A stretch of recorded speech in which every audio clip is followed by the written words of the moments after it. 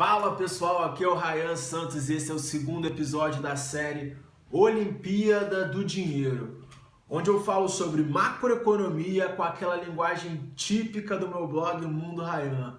Um papo reto, direto e transformando os assuntos aparentemente difíceis em coisas simples, tá ligado?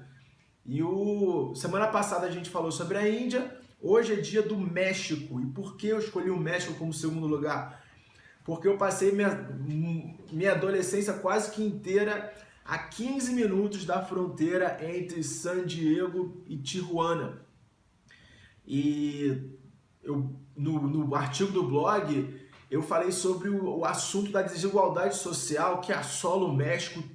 Talvez, acho que o problema deles acaba sendo pior que o nosso de desigualdade, e eu vivi esses dois mundos. No ensino médio, eu dividi a sala com uma galera que havia recém-chegado de Sinaloa, era gente que não falava nem espanhol direito, e migrou com suas famílias, cruzou o deserto e caiu na Califórnia. E estava estudando na mesma sala que eu, isso porque a Califórnia ela não te pede sua papelada de imigração para estudar lá. Então, tipo, eu tive acesso, eu tive contato com pessoas recém-cruzadas da fronteira e era gente muito pobre, muito pobre, de cidades pequenas do México. E um ano depois, eu fui para a Universidade da Pensilvânia estudar com as pessoas mexicanas com cara de americano, sobrenome de europeu e contas bancárias com centenas de milhões de dólares. E aí que vem a parte da desigualdade social.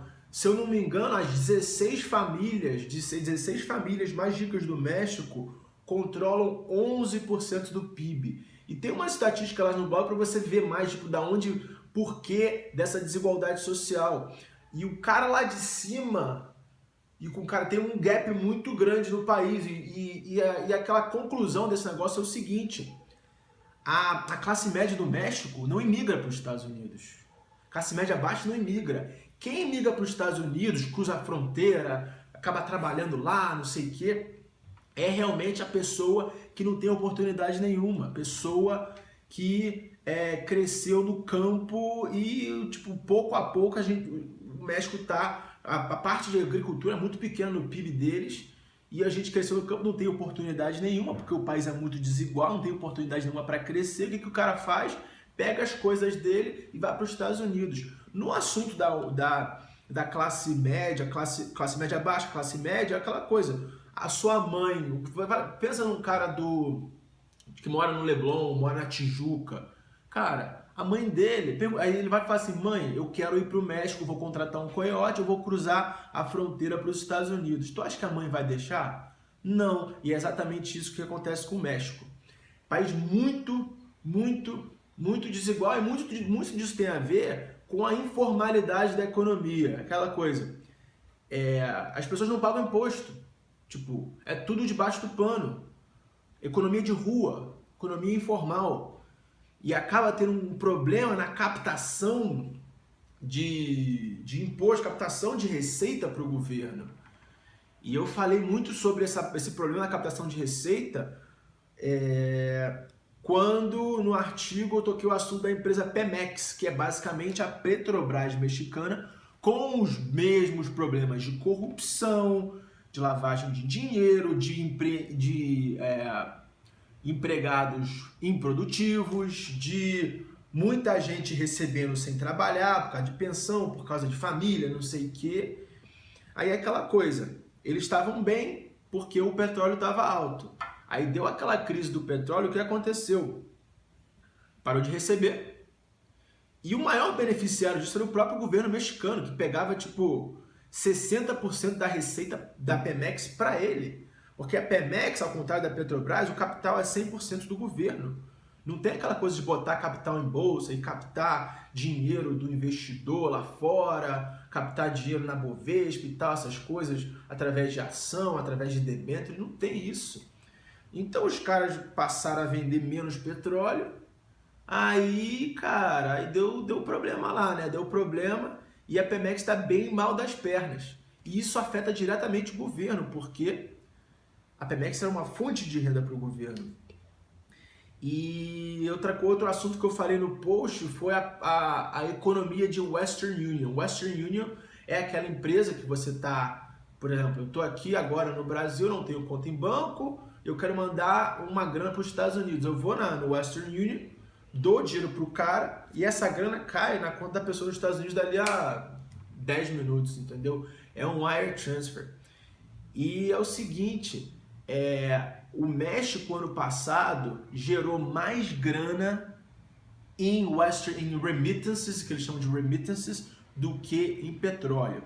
E o México é o 6º maior produtor de petróleo do mundo, gerou mais grana em remittances. O que são as remittances? Essas famílias pobres que migraram para os Estados Unidos, começaram a ganhar dinheiro em dólar, e apesar de ganhar salário mínimo nos Estados Unidos, o salário mínimo nos Estados Unidos, se converter para o peso mexicano e para o custo de vida nessas cidades pequenas, da onde o nego está fugindo para ir para os Estados Unidos, é muito dinheiro. Então o que eles fazem? Eles pegam uma porcentagem dessa grana e mandam para suas famílias. Mas pega essa porcentagemzinha, multiplica por 11 milhões de imigrantes legais e mais, sei lá, 10, 20, ninguém sabe quantos imigrantes legais tem lá.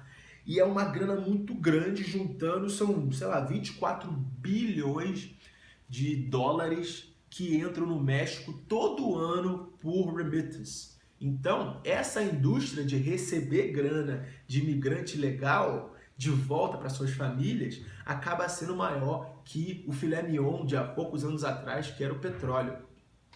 E aquela coisa, eu até falei no artigo que falar do México e não falar de drogas é igual ir para um motel com aquela gata e ficar só nas preliminares.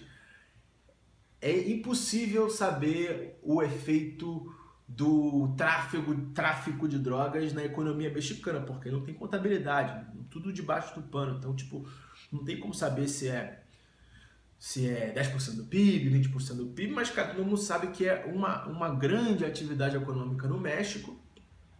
Só que isso entra em conflito, fora do custo humano, não vou levar para o custo humano porque é outro assunto, mas isso entra em conflito com o filé mignon, o outro filé mignon da economia mexicana, que é a parte industrial, são as indústrias maquiladoras, que a gente aprendeu na aula de geografia que as grandes empresas americanas botam uma fábrica do lado mexicano da fronteira para aproveitar o custo mais baixo da mão de obra por lá, e estão ali perto para facilitar a logística, produz do lado mexicano e só atravessa com caminhão de volta para os Estados Unidos. Só que essas indústrias maquiladoras estão na mesma área que os cartéis mais brabos do mundo, mais brabos do México. Então tem um conflito muito grande de extorsão, de corrupção, de violência ali naquela área. O que acontece? Como é que essas grandes fábricas que mexem com tecnologia avançada, com carros, com eletroeletrônicos, com máquinas, como é que elas vão atrair engenheiros ou gente boa para trabalhar na linha de produção se aquela área ali é uma das áreas mais perigosas do mundo e todo dia você acorda e você vê uma cabeça de jornalista na sala porque o cara abriu a boca e falou. E junto com isso, cara, as empresas, tipo, extorquem, beleza? A Pepsi tem uma fábrica lá, ó, você vai fechar hoje por causa disso, ou você vai me dar X% da sua produção. E isso, cara, tem um custo muito grande pro país. E a gente fala muito que o Brasil é um país, que o tráfico de drogas reina, cara, o negócio lá é muito mais embaixo, cara. É muito mais ferrado. E outro tema que é o Carlos Slim, eu falei lá no blog, mas vale a pena falar aqui de novo um pouquinho. O Carlos Slim é o homem mais rico do mundo e basicamente 40% das empresas da Bolsa do México tem o dedo dele, tá ligado? Aí você vai na cidade do México, você tem 99% de chance que você vai dar pelo menos $1 para alguma coisa dele, porque tipo, tá até brincando no blog que a pessoa nasce no hospital do Carlos Slim, aí depois toma uma Coca-Cola da fábrica do Carlos Slim. Aí depois constrói uma casa com o cimento do Carlos Slim e dirige na estrada com o piche de asfalto do Carlos Slim. E depois ela transa em cima do lençol que a empresa do Carlos Slim produziu. Então, cara, é um ciclo, transa, quer dizer, transa e faz um filho que nasce no hospital do Carlos Slim. Tipo, é um ciclo e o cara, ele meio que blindou, tipo, ele dominou a vida do mexicano, tá ligado? E isso, pô, é o mérito dele e tal, mas é algo que atrapalha muito o país porque é monopólio. É monopólio de tudo. O mexicano não tem opção de trocar, ah, não, eu quero usar aquele serviço. Não, eu só tenho um. Quer dizer, só tem uma empresa, uma holding lá que controla tudo, que é aquela coisa. O serviço vem ruim, o preço é alto e o custo de vida aumenta. E, cara, e aquele gap que eu falei no início de desigualdade social, ó, só aumenta. Até joguei a estatística lá no blog que o poder de compra do mexicano que ganhava salário mínimo em 1976 é 4 vezes maior do que hoje, brother. É coisa grande, tá ligado? É muita. Não dá nem pra mensurar isso, tipo, o quão difícil essa parada do monopólio pro mexicano, mas o cara tá lá, o mais rico do mundo, cara, ele tem o seu mérito, ele foi o visionário de tocar isso aí. Cara, é isso. Então a gente falou sobre a economia informal do México, a grande desigualdade, a gente falou sobre os monopólios, as famílias, a gente falou sobre a economia de Western Union, que é aquela grana que entra nos Estados Unidos dos ex-imigrantes. A gente falou da Petrobras mexicana, que é tão fodida quanto a nossa Petrobras, a Pemex lá, né? E a gente falou de tráfico de drogas. O próximo episódio vai ser sobre a Venezuela, que é outro lugar que também sofre com tráfico de drogas, mas eles batalham de um jeito diferente. A gente vai falar sobre minério de ferro, a gente vai falar sobre descentralização estatal, vai falar sobre problema de religiões, vai falar sobre empreendedorismo feminino. Então fica ligado na série Olimpíada do Dinheiro, comentários aqui embaixo, eu respondo tudo. E tamo junto. Valeu, pessoal. Venezuela ou Indonésia? Indonésia.